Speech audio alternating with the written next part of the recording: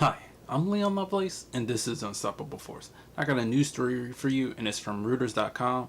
It's about how Hurricane Harvey has limited a lot of the fuel supply in the U.S.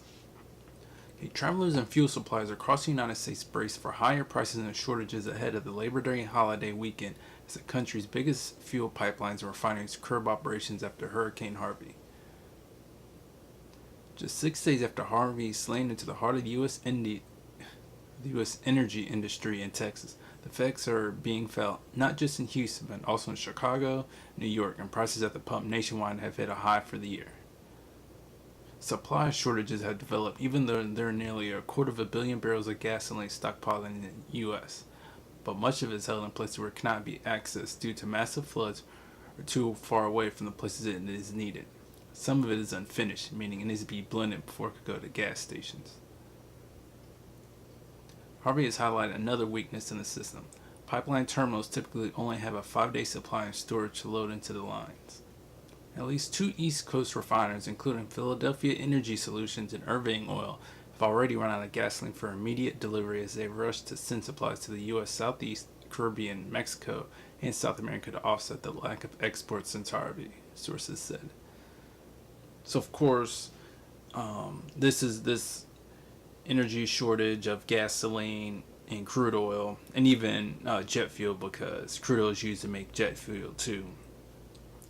There's going to be plenty of shortages for the next, few weeks, maybe a couple months, until these oil refineries are able to get repaired in Houston and other areas in Texas.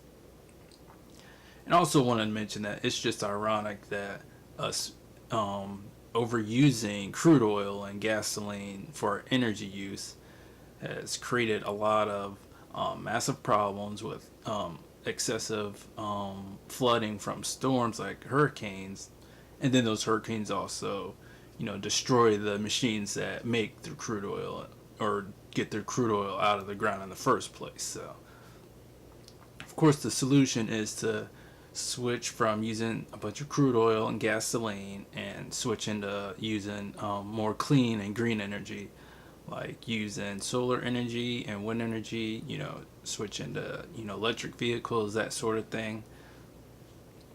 So then hurricanes and other storms won't be as tragic to having fuel to for transportation as it is right now. Of course, it's going to take plenty of money and a lot of work for us to be able to switch from using a lot of crude oil and gasoline for transportation to using just electric and wind power to power our vehicles. But that's what we need to do to make sure we don't destroy this environment and turn this earth into a wasteland.